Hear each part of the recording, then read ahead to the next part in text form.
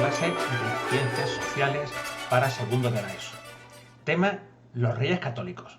Para exponerlo voy a seguir el manual de la asignatura que estamos utilizando en el instituto. Concretamente es el de la editorial Anaya. Y encontraremos este tema en las páginas 162 y 163 del referido manual. No todo lo que voy a decir está en el libro, ni voy a explicar punto por punto lo que está en el libro, pero seguiré el esquema para que todos los alumnos y alumnas podáis trabajar en vuestra casa correctamente esta cuestión tan importante, la de los Reyes Católicos. ¿Quiénes eran estos señores? Bueno, pues eran Isabel de Castilla y Fernando de Aragón, es decir, los primeros reyes que gobernaron conjuntamente en todo el territorio de la península ibérica, salvo Portugal.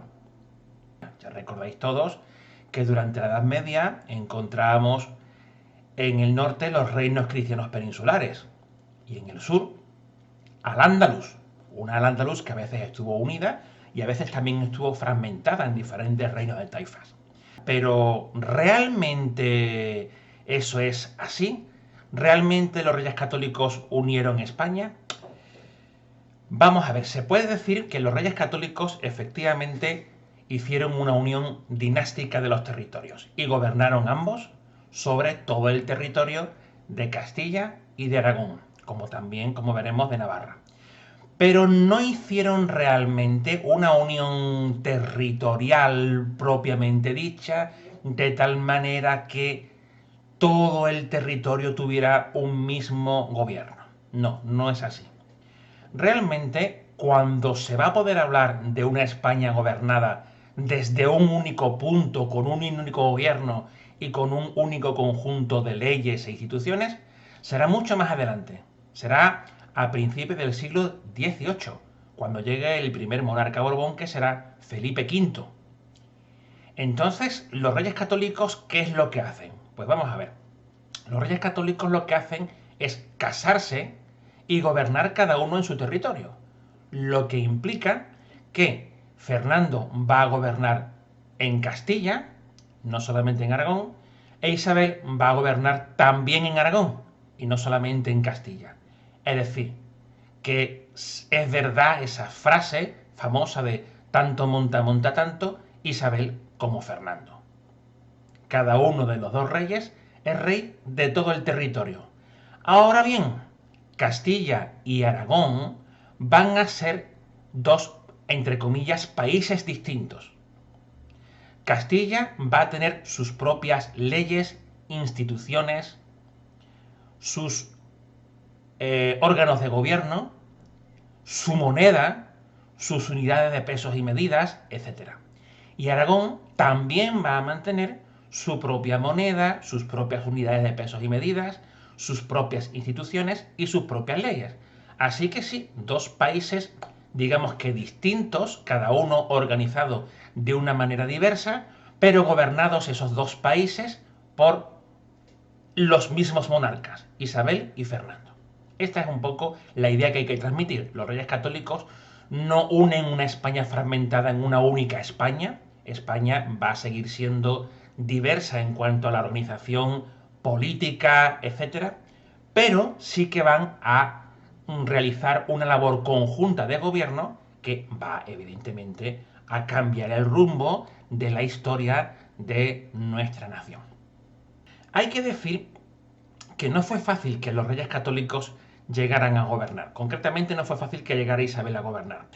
Porque había una candidata a la corona de Castilla, Juana la Beltraneja, que era apoyada por aquellas personas y por aquellos países del extranjero que no querían que Aragón y Castilla se viesen unidos en el gobierno. Así que los partidarios de que fuera Portugal la que uniera su destino con Castilla se agruparon en torno a este personaje, a Juana la Beltraneja, que era la candidata oficial al trono y de la que decían que no era hija del anterior rey, sino que era hija de un señor llamado Beltrán de la Cueva. Eso ahora mismo lo de menos. Lo que nos interesa es que hubo una guerra entre Juana la Beltraneja e Isabel.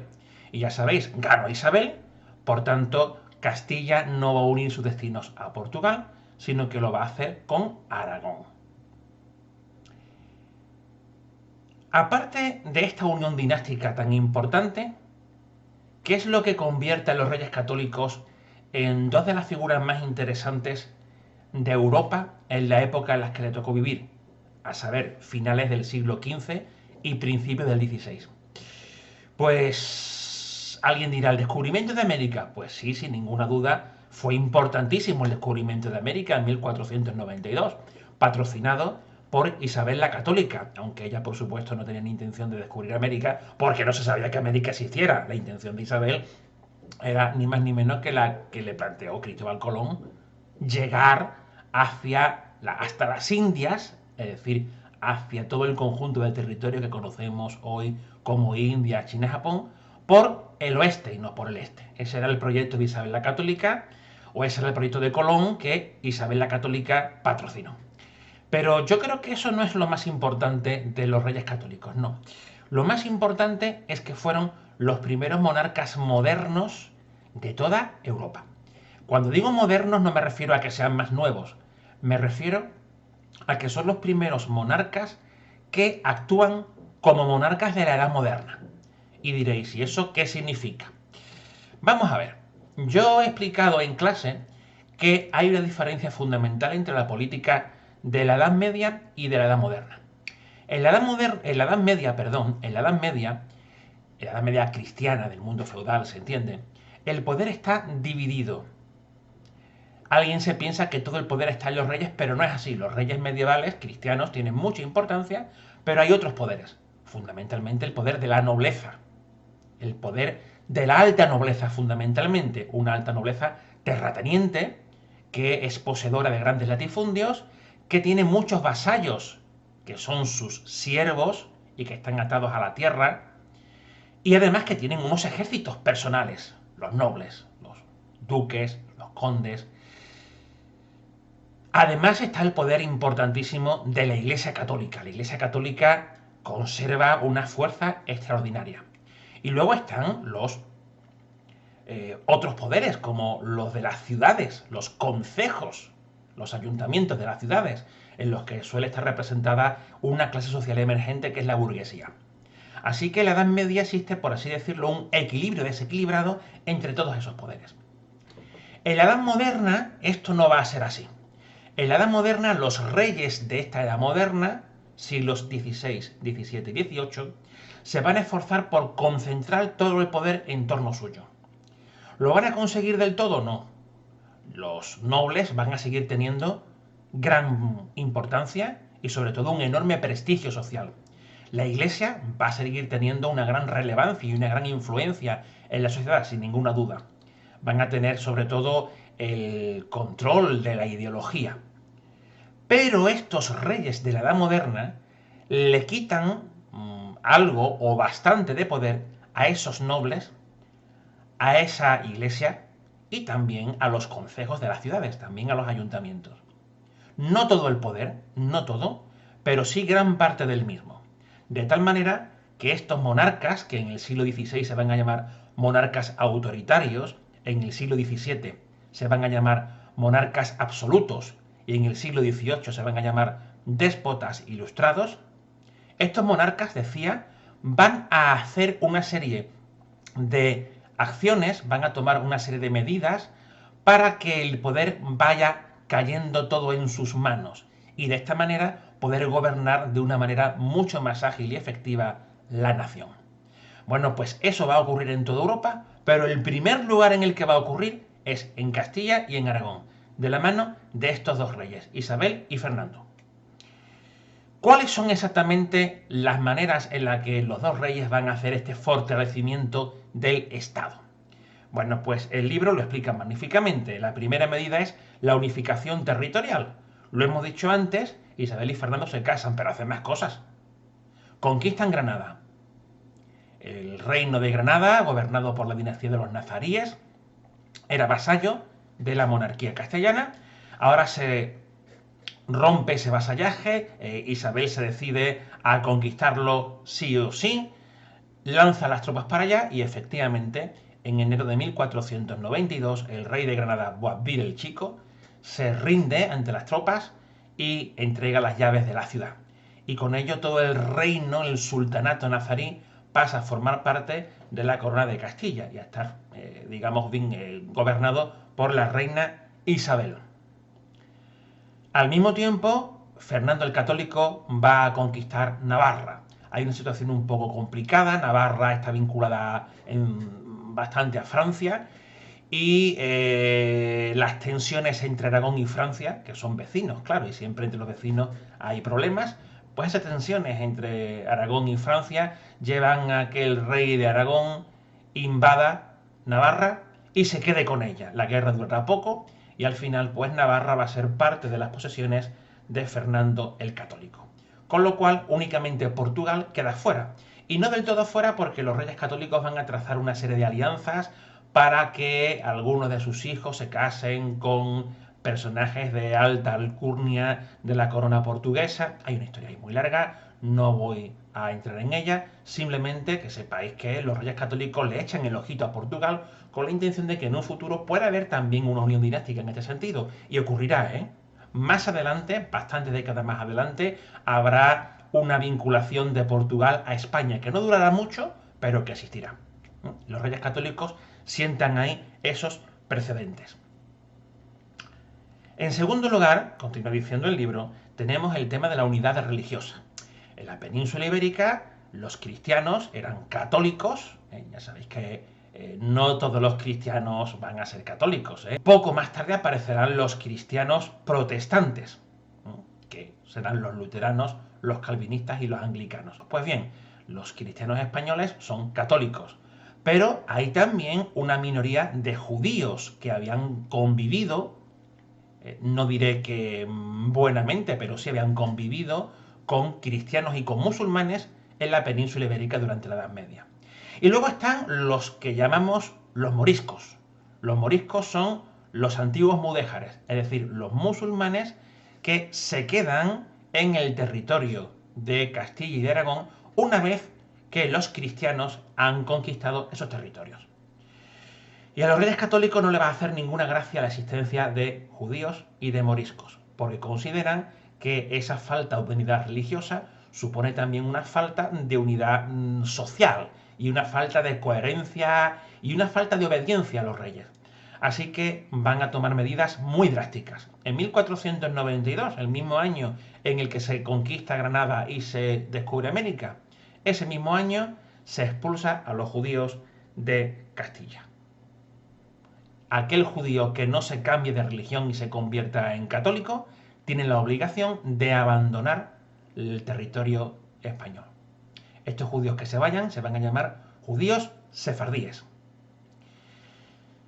Y por otro lado están los moriscos. En principio el Tratado de Isabel la Católica con Boabdil exigía por parte de los musulmanes que se respetase a estos moriscos, que los reyes Isabel y Fernando permitiesen a los musulmanes quedarse en sus casas y conservar sus propiedades. En un principio fue así, durante algunos años fue así, pero al final los reyes católicos cambian de opinión, fundamentalmente por empuje de la Iglesia Católica, y al final se obliga a los moriscos a bautizarse. O te bautizas y te conviertes en católico, o abandonas la península ibérica. Así que en el año 1500, esos mudéjares moriscos, porque ya es lo mismo mudéjar que morisco, los mudéjares moriscos de Granada son obligados a irse a abandonar la península ibérica. Sí que van a permanecer los muchos moriscos de la corona de Aragón, pero los moriscos que había en la corona de Granada, perdón, en el sultanato de Granada, es decir, las actuales provincias de Málaga, de Granada y de Almería, son obligados a marcharse o a convertirse. Claro, estos judíos y estos moriscos que se convierten al cristianismo por la fuerza para poder quedarse, ya podéis imaginar que se van a seguir manteniendo muchas de sus costumbres, van a seguir manteniendo su lengua, van a mantener sus ritos. Ya sabéis que para los judíos el día sagrado es el sábado, para los musulmanes el viernes. no el domingo, y hay muchas costumbres, supersticiones también, hay mucho en la vida cotidiana que tú no estás dispuesto a cambiar del día a la noche. Y claro, eso estaba considerado como un síntoma de seguir manteniendo tu espíritu de judío o de musulmán. Así que los reyes católicos van a crear el Tribunal de la Inquisición. Bueno, en realidad no lo crean ellos, la Inquisición ya existía en otros países durante la Edad Media. Lo que hacen ellos es traerlo a España y utilizarlo para perseguir a los judaizantes, es decir, a los judíos que se han convertido al cristianismo, pero siguen realizando prácticas hebreas. Y también para perseguir a los moriscos que mantienen ritos musulmanes. Como también servirá más adelante cuando aparezca el protestantismo para perseguir a los protestantes. En definitiva, lo que se persigue es a la persona que se comporta de manera distinta o piensa de manera distinta. Este tribunal de la Inquisición está controlado por la Orden de los Dominicos, ya que la orden dominicana era la más culta de todas las órdenes religiosas y la más adecuada para ver si había personas que faltaban a las verdades de la fe. La Inquisición tiene una fama terrible, una muy mala fama, sobre todo por el tema de las torturas. Efectivamente, la Inquisición torturaba, la Iglesia torturaba, es cierto. Torturaba a personas para que confesaran sus presuntos pecados, o mejor dicho, sus presuntas desviaciones de la fe. No te torturaban por pecar, te torturaban por hacer cosas en contra de la fe cristiana. Y esas torturas eran de tres tipos. Había una en la que te echaban agua por la boca con un embudo, una práctica de tortura que por desgracia todavía se hace hoy en algunos países del mundo, lo practicó Estados Unidos en Guantánamo. Otra tortura era el potro, para estirarte, y otra más era subirte con una polea y luego soltarla y que te cayeras al suelo. Esas torturas evidentemente eran terribles y terminabas confesando crímenes contra la religión que a lo mejor no habías cometido. Esto evidentemente es muy duro y muy terrible. Pero también hay que decir que hay muchas leyendas falsas sobre la Inquisición. Leyendas que se inventaron en su momento en otros países para hablar en contra de España y para hablar en contra de la Iglesia Católica. Se ha hablado de torturas terroríficas, mucho más terroríficas, que no existieron nunca en la Inquisición y que sí existieron en las cárceles de los reyes, tanto en la península ibérica como en Francia o como en Inglaterra. Las torturas de las cárceles reales sí que podían ser terribles, mucho más terribles. Las torturas de la Inquisición, siendo eso, torturas, y siendo evidentemente muy dolorosas, pues no llegaban ni mucho menos al grado de crueldad de las torturas que se practicaban por orden de los diferentes reyes europeos. Como tampoco es cierto que la Inquisición matase a gente durante la tortura. Antes, al contrario, se cuidaban de que nadie muriese durante esa tortura. Otra cosa sí, esto sí es cierto. Lo que sí es cierto es que si tu delito contra la Iglesia Católica era muy grande, la Inquisición terminaba quemándote vivo. Así de terrorífico. Aunque quemarte vivo no era ni mucho menos el castigo más habitual. El castigo más habitual era colocarte un San Benito, es decir, un traje especial, para que todo el mundo por la calle supiera que tú habías sido castigado por la Santa Inquisición y que por tanto la gente te mirase mal. Ese era el castigo principal, el San Benito. Por tanto, hay verdades y mentiras sobre la Inquisición que hay que corregir. Hay que corregir las mentiras porque el objetivo de todo historiador es conocer la verdad histórica y despegar y echar para afuera las leyendas que se han generado por motivos ideológicos. En este caso, insisto, para hablar en contra de España y para hablar en contra de la Iglesia Católica. Alguien dirá, ¿entonces España estaba dominado por la Iglesia Católica? No exactamente. En este sentido, quisiera yo dar mi opinión. Yo creo que la Inquisición era una herramienta de los reyes católicos. La Inquisición utilizó a la Iglesia para hacer valer su poder y para hacer que todo el mundo en el territorio que controlaban pensara igual y obedeciera igual. Por tanto, no era la Iglesia la que controlaba al Estado, era el Estado el que controlaba a la Iglesia.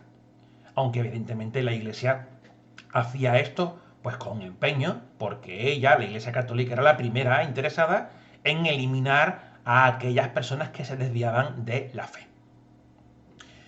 Bueno, esto en cuanto a la cuestión religiosa y a la Inquisición.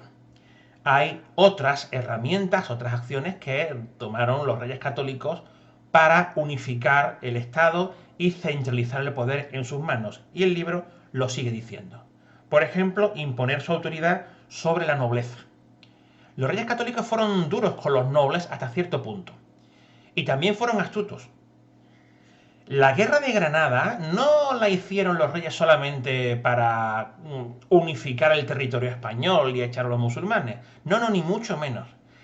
Un objetivo que muchas veces no se dice de la guerra contra Granada, contra Boabdil, era el de tener o darles algo que hacer a los nobles. Es decir, esos nobles, en lugar de estar en sus castillos o en sus palacios, con su ejército y posiblemente conspirando contra los reyes, iban a estar luchando a favor de los reyes. Al fin y al cabo, la nobleza medieval tiene como principal función luchar. Bueno, pues los reyes católicos le dan a los nobles algo que hacer, algo en lo que luchar.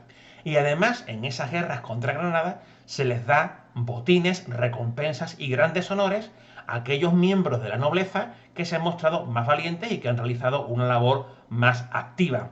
De tal manera que, bien por los dos, para los reyes católicos por tener a la nobleza cogida en el puño y para los nobles porque tienen algo que hacer y lo que ganar dinero y prestigio. Así que de esa manera la nobleza queda controladita, hasta cierto punto, solamente hasta cierto punto. En segundo lugar, también va a haber un control sobre los municipios, ya que se van a nombrar unos corregidores, este es el nombre que van a tener en Castilla, unos alcaldes que no van a ser elegidos por el pueblo, sino que van a ser nombrados a dedo por la reina Isabel la Católica. Bueno, por los dos reyes, porque en realidad, insisto, Isabel y Fernando gobiernan conjuntamente. Pues Isabel y Fernando nombran en Castilla a los corregidores para que estos hagan valer su autoridad en los diferentes municipios. Ya podéis imaginar que en tiempos en los que no existía el teléfono, no existía el internet y no existía la televisión, cómo hacían unos monarcas que sus leyes se cumplieran en todo el territorio. Eso no era fácil de conseguir. Tú podías promulgar unas determinadas leyes, tú podías lanzar nuevos impuestos, tú podías dar ciertas órdenes, y luego en las ciudades podían decir que no lo cumplían, o que lo cumplían solamente de manera parcial. Así que los reyes católicos van a nombrar corregidores para que estos transmitan rápidamente sus órdenes a todas las personas de esas poblaciones y de esta manera lograr que se ejecute la ley en cuestión, se recaude los impuestos correctamente y sobre todo todos los ciudadanos de la península ibérica se pongan enseguida al servicio de la monarquía. Por otro lado está la cuestión de las cortes. Recordaréis que las cortes eran muy importantes, tanto en Castilla como sobre todo en Aragón. Bueno, pues los reyes católicos van a intentar convocar las cortes lo menos posible. Fundamentalmente en Castilla. En Aragón no va a ser tan fácil porque en las cortes de Aragón está representada la nobleza y la burguesía, que tienen bastante poder. Pero en Castilla se van a doblegar, las cortes se van a doblegar y los reyes católicos van a convocar las cortes lo menos que puedan. Si las convocan es para que obedezcan lo que digan los reyes, para que aprueben nuevos impuestos, para que sigan sus directrices, pero no para darle voz y voto a los estamentos que están representados en esas cortes. Por tanto, como veis, es otro paso para eliminar ese poder repartido de la Edad Media y concentrarlo en torno suyo.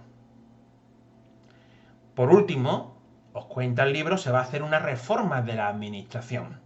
Se van a crear organismos nuevos, como por ejemplo las chancillerías, que son algo así como tribunales supremos, y lo digo en plural porque va a haber dos, uno en Valladolid y otro en Granada, con la intención de que los conflictos, los pleitos, las cuestiones judiciales se puedan resolver con rapidez en sendas mitades de la península ibérica, el norte en Valladolid y el sur en Granada. Además, van a formar a funcionarios. Los reyes católicos fundan universidades y van a darle una gran importancia a la formación para que existan personas suficientes en la península ibérica con conocimientos serios de matemáticas, que conozcan también la legislación antigua y moderna, funcionarios, personas que conozcan bien economía, que conozcan todas las cuestiones, digamos, que hacen falta para administrar el Estado. Se trata, ni más ni menos, que de crear un cuerpo de funcionarios, de personas que trabajen para la monarquía. Y esas personas tienen que estar bien formadas en las materias fundamentales. Y para eso van a estar las universidades. Ese apoyo de los reyes católicos a la universidad va a tener como objetivo formar bien un cuerpo de funcionarios que esté repartido por toda la península ibérica y que sirvan para el buen funcionamiento del Estado, fundamentalmente para labores tan importantes como la recaudación de impuestos, aunque no solamente para ello. Otro paso que van a dar los reyes católicos es la creación de la Santa Hermandad, que suena a algo de Semana Santa, pero no es así. La Santa Hermandad es algo así como el precedente de la Guardia Civil. Sabéis que la Guardia Civil es algo así como una policía de caminos, de campo, de carreteras. La Guardia Civil está continuamente por nuestras carreteras vigilando. Bueno, pues justamente eso es lo que hacía la Santa Hermandad. La Santa Hermandad es un conjunto de policías de campo que se encargan de controlar los peligros que puedan suceder en el mundo rural. Ya podéis imaginar que en la Edad Media el campo es muy peligroso y bueno, con América descubierta estaba claro que había que disminuir esa peligrosidad para que pudieran circular bien las mercancías por el territorio español. Así que la Santa Hermandad tiene como principal objetivo que las mercancías de toda España puedan circular bien sin estar bajo el peligro de unos hipotéticos asaltantes.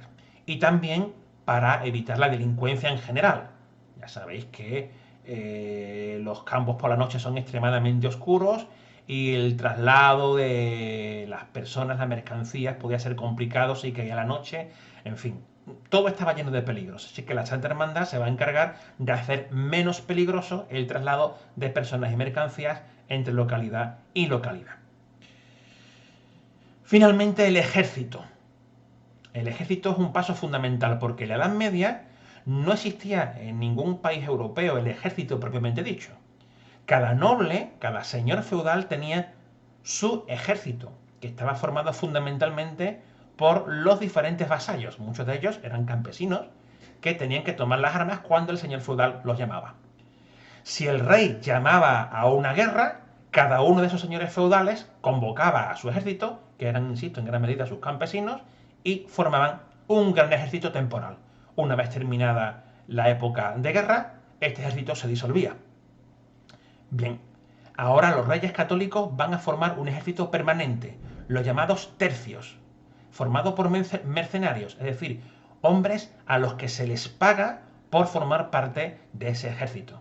Es decir, son soldados profesionales y por tanto mucho más expertos en luchar con las armas que un simple campesino al que se le obliga a ponerse una armadura o coger una lanza e irse a pegarle palos al enemigo.